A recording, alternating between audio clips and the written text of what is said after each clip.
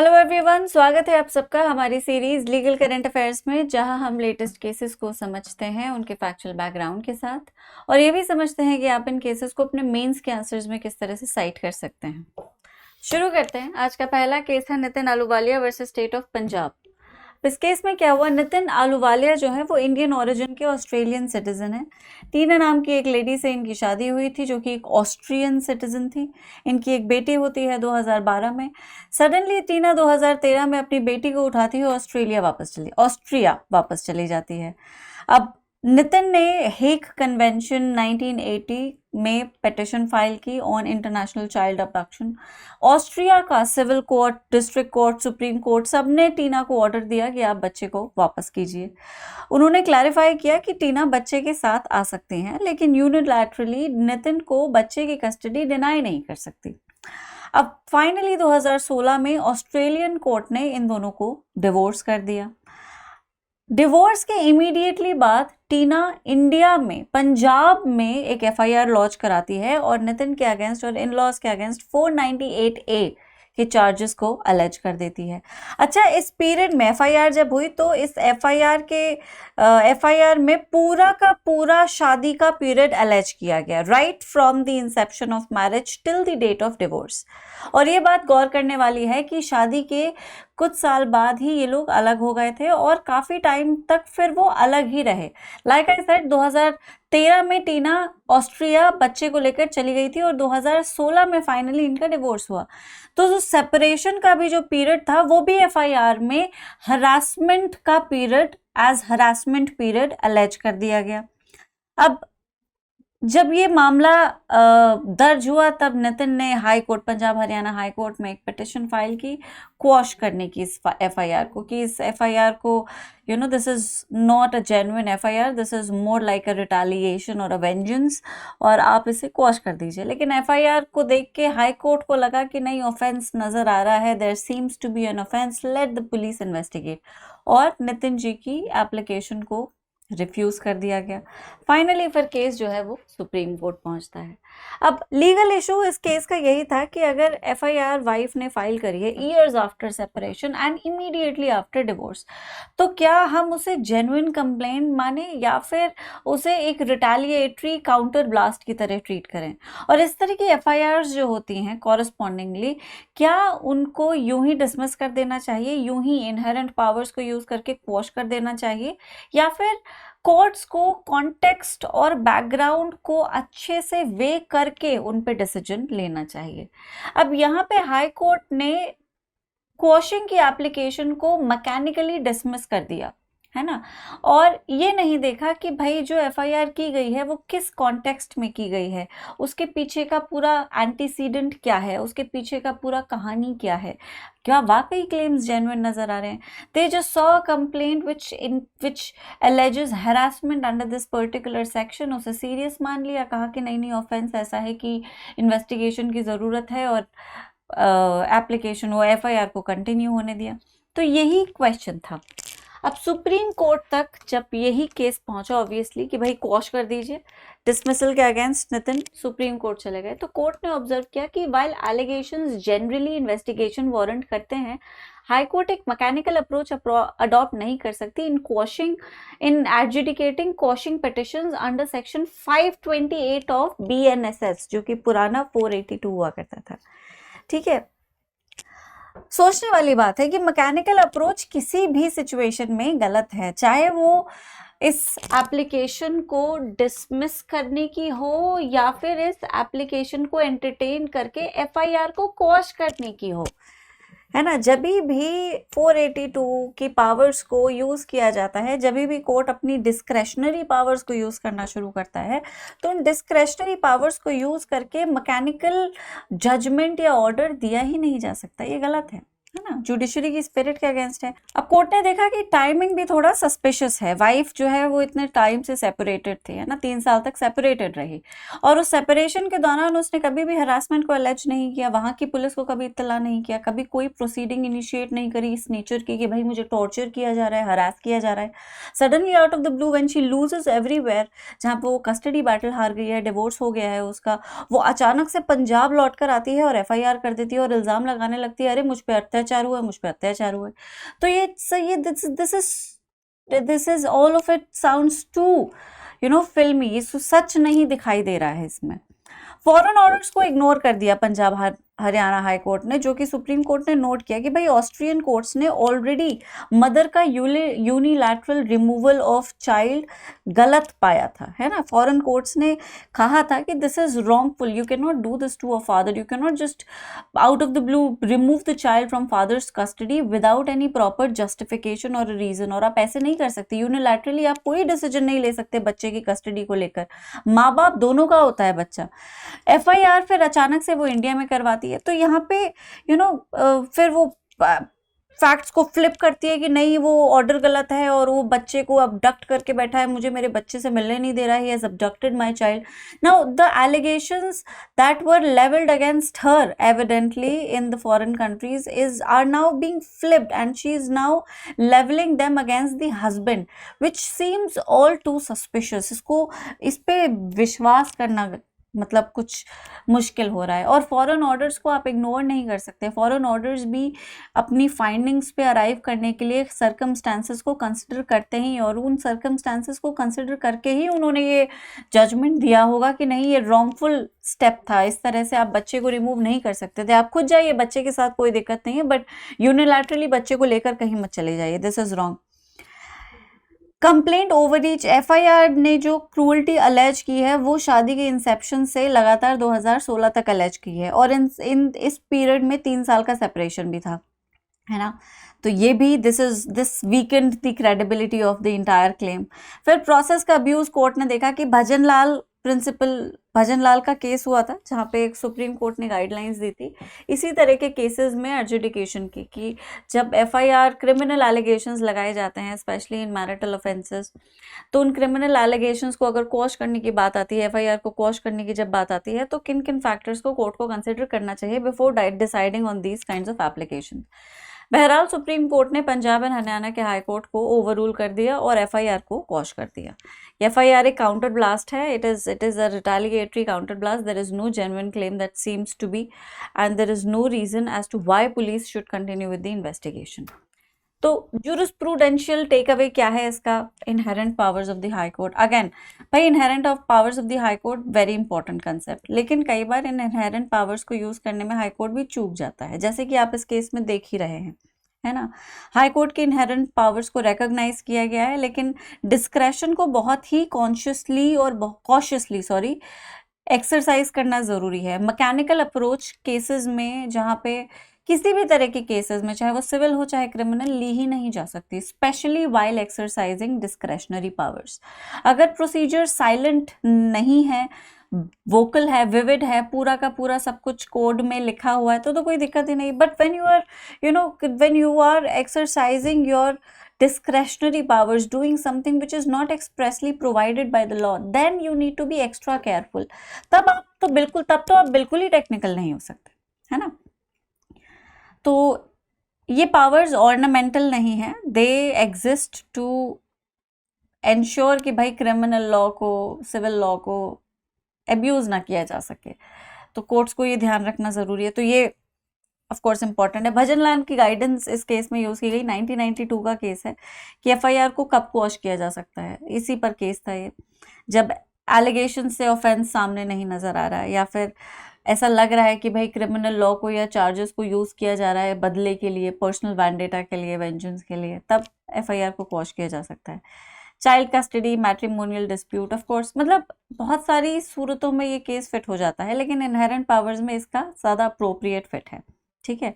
So this is what the case is. अगले case की तरफ चलते हैं।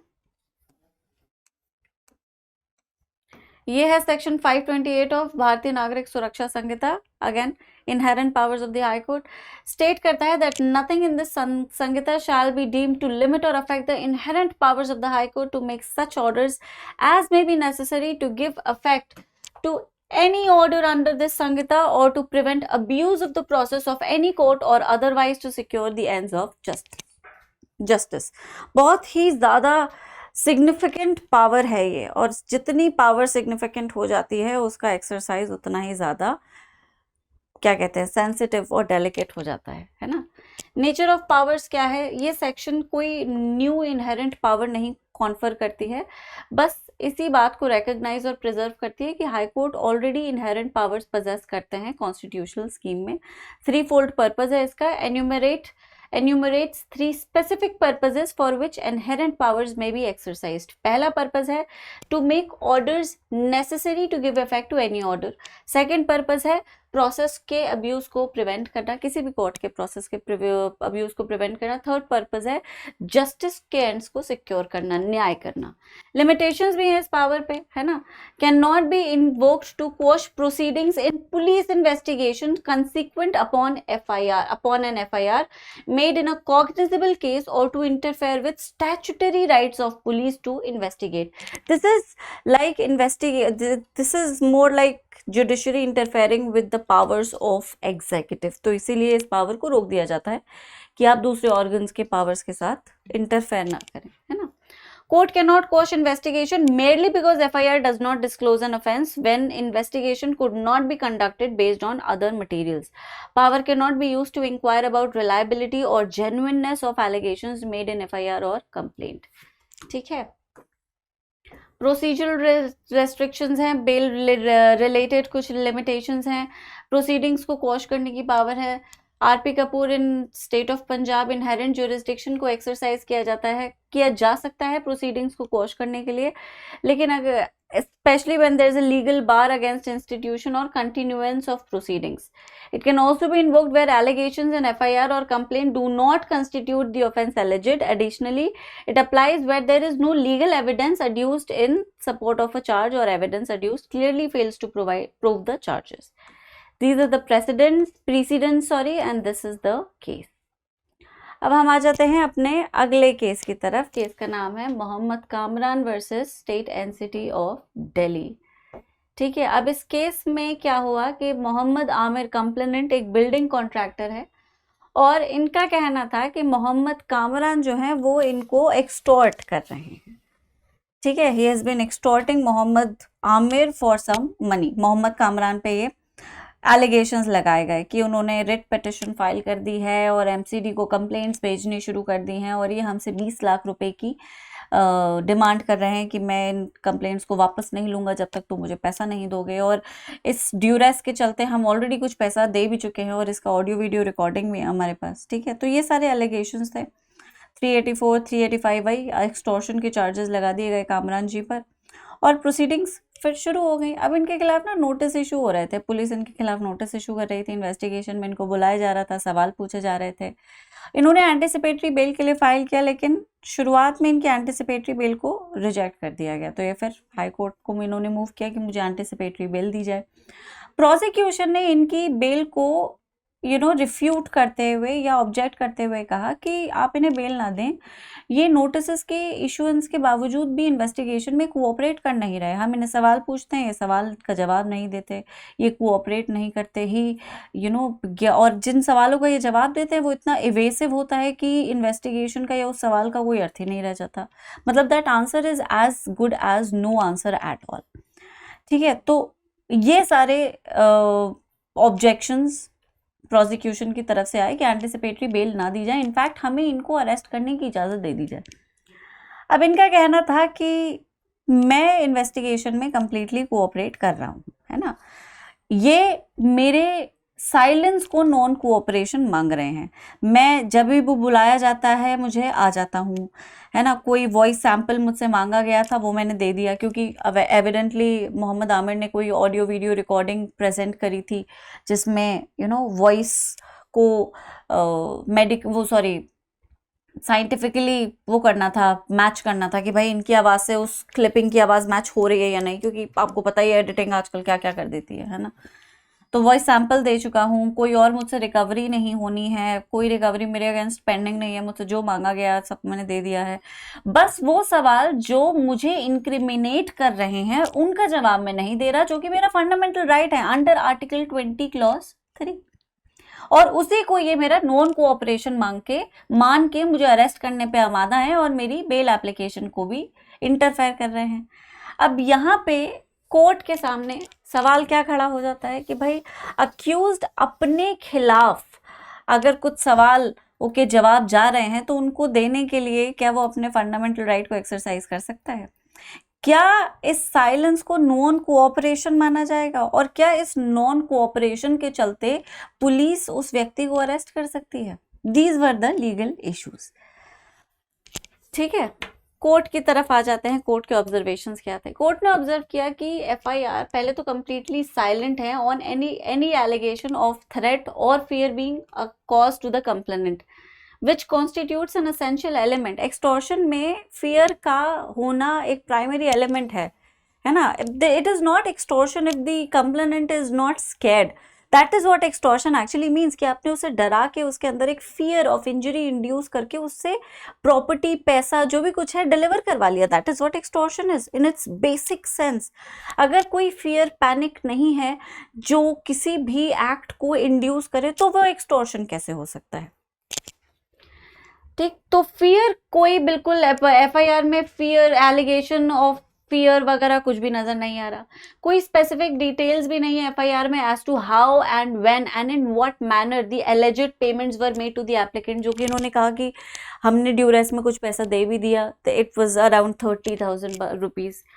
कोर्ट ने एम्फसाइज किया कि मेरली बिकॉज एप्लीकेंट ने रिस्पॉन्ड नहीं किया है आईओ के क्वेश्चंस को, या फिर उन डॉटेड लाइंस पे जहाँ पे उससे कन्फेशन मांगा जा रहा था या फिर कुछ ऐसा स्टेट करने को कहा जा रहा था जो सेल्फ इंक्रिमिनेटिंग था। इसका मतलब ये नहीं कि वो कोऑपरेट नहीं कर रहा है, he is only exercising what is given to him by the constitution of India, and that is not a mere right, it is a fundamental right, it is his basic freedom.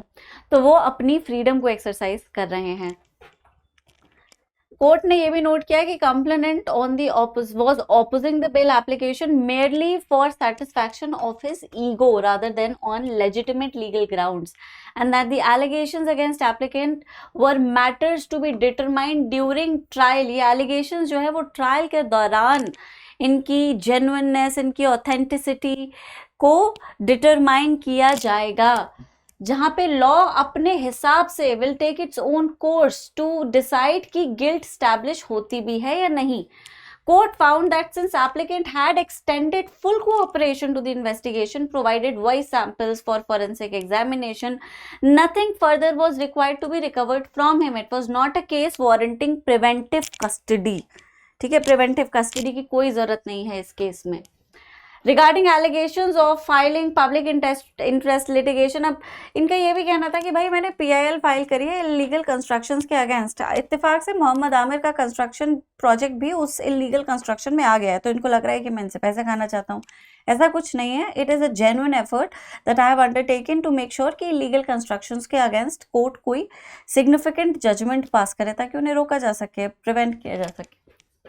Court ने direct किया, अब court का ना direction आया है अपने वही inherent powers को यूज करके दिल्ली हाई कोर्ट ने कहा कि आप इनको कस्टडी में ले लीजिए, temporarily take him into custody. आपकी जो बची कुची इन्वेस्टिगेशन है उसे पूरा कर लीजिए और इमीडिएटली रिलीज कर दीजिए। तो रिलीज ऑर्डर के साथ आप कस्टडी में उनको लेंगे। तो while the direction of custody has been given to make sure कि भाई इन्वेस्टिगेशन हो जाए और बाद में फिर इन्वेस्टिगेटिंग एजेंसी इस बात की शिकायत ना करे कि हम इन्हें अरेस्ट नहीं कर पाए, आपने इन्हें अरेस्ट नहीं करने दिया, जिसकी वजह से एक इफेक्टिव इन्वेस्टिगेशन नहीं हो पाई। और जैसे ही आपकी इन्वेस्टिगेशन पूरी हो जाती है, इंटेरोगेशन खत्म हो जाता है, आप इमीडिएटली इन्हें रिलीज कर दें। ऐसे सेपरेट अरेस्ट की, इनको कस्टडी में रखने की 12-14 दिन की कोई ज़रूरत नहीं है ना। That is what the order is on this case. Self incriminating rights क्या है? कॉन्स्टिट्यूशनल फाउंडेशनल स्कोप इसका आर्टिकल 20 क्लॉज 3 से आता है, जो कैटेगोरिकली स्टेट करता है कि कोई भी व्यक्ति जिसके ऊपर किसी ऑफेंस का चार्ज लगा है उसे अपने ही खिलाफ विटनेस बनने पर मजबूर नहीं किया जा सकता। ये कॉन्स्टिट्यूशनल गारंटी है जो कि यूएस कॉन्स्टिट्यूशन के 5th अमेंडमेंट से इंस्पिरेशन ड्रॉ करता है and is grounded in legal maxim नीमो टेनेटर प्रोडरे अक्यूजारे सेपिसिप्सम। मुझे लैटिन पढ़नी नहीं आती obviously, as you can see, जो कि जिसका मीनिंग है कि individuals can not be compelled to make self incriminating statements. और ये प्रोटेक्शन बहुत कॉम्प्रिहेंसिव है। It extends beyond accused person to include witnesses in criminal proceedings, serving as a barrier against abuse, coercion and unjust prosecutions. While individuals cannot be compelled to provide self-incriminating information, ये fundamental right उनकी arrest को prosecution अगर lawful evidence के basis पे करता है उसे prevent नहीं करता। इंडिविजुअल प्रोटेक्शन और क्रिमिनल जस्टिस एडमिनिस्ट्रेशन के बीच का एक बहुत डेलिकेट बैलेंस है ये, है ना। सुप्रीम कोर्ट ने बहुत सिग्निफिकेंटली इस पे जजमेंट्स दिए, नंदिनी सतपथी वर्सेस पीएल दानी में, Selvi versus state of Karnataka में, जहाँ पे narco test, 3rd degree torture वगैरह सबको एनालाइज किया गया, क्या आर्टिकल 23 में फॉल करता है और क्या नहीं करता है ना। This has been very clearly determined by the supreme court time and again. So this is the case.